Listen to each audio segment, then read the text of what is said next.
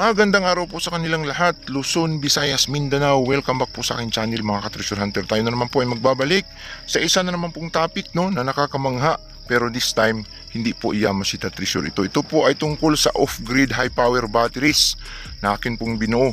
Ibabahagi ko po sa inyo itong akin pong ginawa na masasabi nating mabisa ito, maganda ito para sa mga kabundukan, sa mga liblib na lugar, sa probinsya. Ito po ay battery ng solar power na nagtatagal po ng halos 1 linggo kahit na hindi po kakargahan. Ito po ay maganda sapagkat ito ay pinupulot lamang sa basurahan at hindi binibili.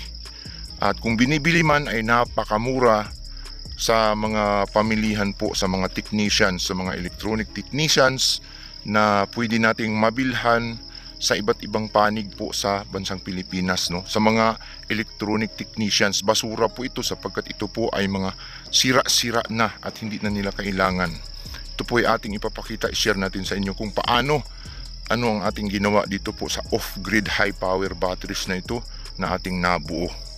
Pero bago yan, tayo po muna ay magpapasalamat sa lahat po ng mga sumusubaybay sa aking channel. At kung bago pa lang po sa aking channel, huwag niyo pong kalimutang hampasin or i-hit ang subscribe button at ang notification bell para updated po kayo sa mga susunod kong i-download.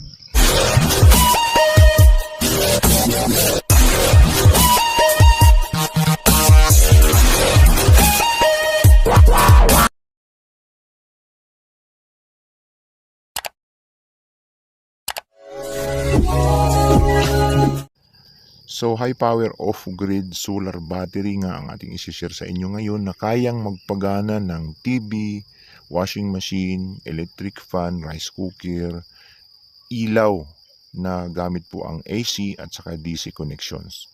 Ito po ay gamit ng ating solar system, solar power system na binuo mula po sa liwanag ng araw.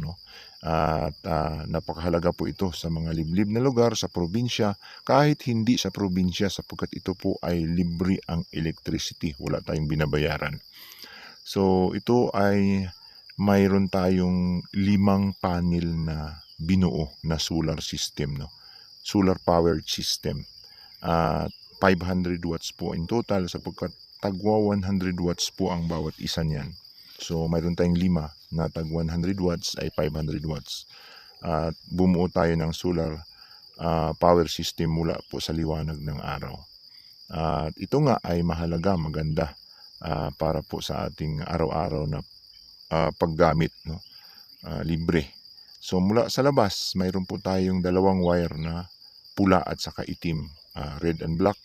Papasok po dyan sa safety breaker. Kailangan yung safety breaker na yan. Pag may problema dyan po, pwedeng patayin at pwedeng mag-shutdown dyan. So mula sa safety breaker, black in red naman, positive negative, ay papunta yan sa battery. So mula dyan sa battery, mayroon tayong wire na black and red, positive negative, papasok dito sa inverter. So mayroon tayong inverter na binili mula sa online, 3000 watts, pure sine wave, inverter, power inverter. 24 volts ang pinili natin. So pwede kasing 12 volts, pwedeng 24 volts. Kasi gumawa tayo ng power off grid batteries na 24 volts na system. Kaya itong pinili natin na inverter. So in inverter, mayroong 24.4. Yung atin pong batteries ay may 24.7. So may konting bawas kasi nabawasan na may gumagamit. Mayroong nagcha-charge dyan. So mula po ito sa mga basura. Ito ay binuksan natin. Lead acid batteries ng mga sasakyan. Inalis natin yung laman. Nilagari natin yan. Pinalitan natin yung laman nito sa loob. Winirings natin yung positive negative, ninagyan natin ng display. So 24.7 yung voltahe niya, ito ay total ng 250,000 milliamp hour, 250 ampere, amperes. So may positive tayo papunta sa breaker, then mula breaker papuntang inverter. So ang inverter yan po yung ating source of AC, no? Mula dito sa batteries na ito ay mayroon din tayong backup na capacitors mula dito sa basurahan. Yung mga capacitor na electrolytics mula sa basurahan, mula sa mga board ng mga TV ay binunot natin at atin po yung parallel at binack up natin dito.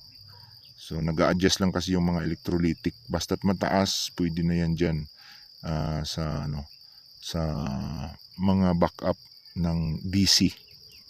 So mayroon tayong supply, no, ng AC. Kasi paglabas po kasi sa inverter na yan, mula 24 volts sa DC ay AC na yan. So may AC tayo, yan. Yan po ay live, no, 110, dalawa yung wire, kaya 220 volts. Yan po ay mayroon tayong outlet, may naka-wirings, no, magulo lang. Yung outlet natin, yan po ay tatlo yan, dalawa dito sa labas, isa doon sa loob. May mga extension pa tayo. So yan po ay live current na yan, no? Alternating current, yan po ay nangunguryente na.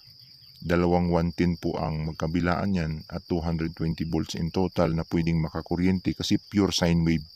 So ito pong ilaw natin ay 12 volts yan. Gumamit tayo ng 12 volts. Ito po ay ginamitan nga natin ng mga DIY, no, mula dito sa mga batteries dito na basura na ito mula sa mga laptops o kung ano pa mga gadgets na mayroong mga ganyang klaseng batteries na nasa basurahan na. So atin po yung kinargahan at tinitester kung alin dyan yung good pa or bad cells, at atin pong itinatapon yung bad cells, yung buo ay inilalagay natin dito sa loob ng kaha na ito. So kaha na lang yan at pinalitan na natin ng laman yan. So 24.6, 24.7, yan po ang display dyan. Full charge po yan, mga 95% na yan na may karga. Si 25.2 ang pinakasagad pero hindi ko sinasagad, no? Hindi ko sinasagad kasi madaling masira yung battery. So dito, ito po yung MPPT charger ko. Maximum power point. Mula po ng China pero magaling, maganda. Mabilis magkarga. Tsaka kahit na madilim, hindi ganun kaliwanag, ay nagkakarga po ang mga ganito. So mula po yan sa solar panel, no? Makikita nyo may display at papunta doon sa battery. Yung out na yan, positive negative, ay papunta sa battery. Ang kagandahan lang kapag nagkaroon ng trouble diyan ay magsha-shutdown diyan sa hindi magkakaroon ng problema. Hindi gagana itong MPPT kung may problema yung battery, at makikita dito sa display, no? Mayroong display.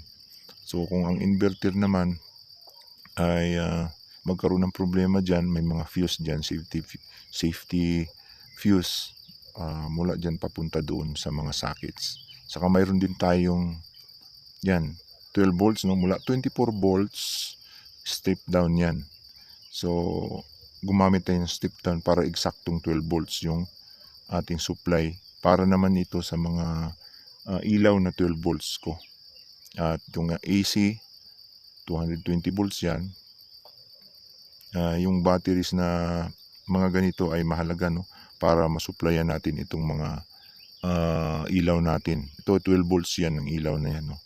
Yung ilaw na yan ay DC 12 volts mula po doon sa yung pinakita natin transformer kanina. At itong mga ito ay live po yun. Mula po dyan sa battery na yan na ating binuo, no. Mula dyan sa mga basura yan. Ito po yung pinanggalingan. Ito ay mga galing sa laptops, no. Binasag natin. Sisira na yan, hindi nagagana sa mga laptop ito. At kung basagin natin, makikita natin may mga buo pa pala sa loob. So, kita nyo yan. Yan ay laptops battery. At basura na yan, marami na yan. Sira na ang karamihan yan. Hindi nagagana, no? Na-drain. Pero may mga buo pa sa loob yan na pwedeng ma-recover. At ito nga ay ni-recover natin mula doon. At kinargahan. At yun ang ginawa nating high power off-grid battery na nilagay natin dito. So ang ginawa natin, Ito ay lead acid batteries, no? Ating nilagari, binuksan natin, tinanggal natin yung laman, yan. Wala ng laman, di ba? Ito ay mapadip cycle man o flooded itong mga ganitong klaseng battery, ay hindi maganda ito sa solar. Hindi best na choice para sa solar system. Kasi mahina lang ito, madaling ma-discharge, madaling malubat na kapag gumamit tayo ng mga gadgets or mga ibang klaseng device ay malubat kaagad. So, ang ginawa natin, binuksan nga natin yan, pagkatapos kinargahan natin ng li-ion batteries, pinalitan natin ng laman, no? So, ang laman hindi na ganyan ang laman sa loob, no? Hindi na flooded, hindi na lead acid, ito na ang laman. So, pinuno natin yan. Every cells ay mayroong 32 pieces na nilagay natin dyan, and 6 cells in every cells, in every container ay mayroon tayong 32 pieces na nilagay, times 6 yun. Yun po ang total of 25.2 volts, kasi 4.2 yung pinakasagad sa isang battery. So times 6 yun, kaya 25.2 ang total dyan sa 6 na series. Yan po ang nilagay natin dyan sa loob. So napakaganda po palang ilagay yan, gamit po ang off-grid, high power battery. Gamit po ang mga ganyang klaseng basura na itatapon sa basurahan. So ito ay display. Kailangan lagyan ng display para maganda. Hindi kapag problema dito, magsha-shutdown ito, hindi na mag-on. Kapag may problema yung battery na yan, ay magsha-shutdown yung system, sapagkat may automatic safety yung MPPT charger na yan, controller. At saka mayroon din tayong safety breaker. Kapag magka-problema, dyan po i-shutdown, i-off, dyan po i-off, no? So kung may problema ay maganda itong mga ganitong klase, kasi may automatic shutdown po ang mga ganito. Hindi po hindi siya magkakaroon ng apoy, kasi hindi siya gagana kung may problema yung ating ginawang sistema, yung off-grid batteries. So yan nga ay mula sa mga batteries na tinatapon na, no, mula sa basurahan. Binuo lang natin yan, tiningnan natin kung maganda ba ito na gamitin para dito sa solar, no? At napakaganda naman itong gamitin, walang problema. So dito po magwawakas ang ating pong pinaka-topic na ibinahagi sa inyo, no, tungkol po sa DIY na high power off-grid batteries mula po sa mga basurahan, no? At napakaganda pong panggamit, libreng kuryente na gamit po sa pang-araw-araw nating pamumuhay. Sana po ay nag-enjoy kayo sa isa na naman pong nakakamanghang topic. Tungkol po ito sa electronics. Hanggang dito na lamang po. Ito po ang inyong ka-treasure hunter, nagsasabing kapag naghahanap, tayo po ay makakahanap.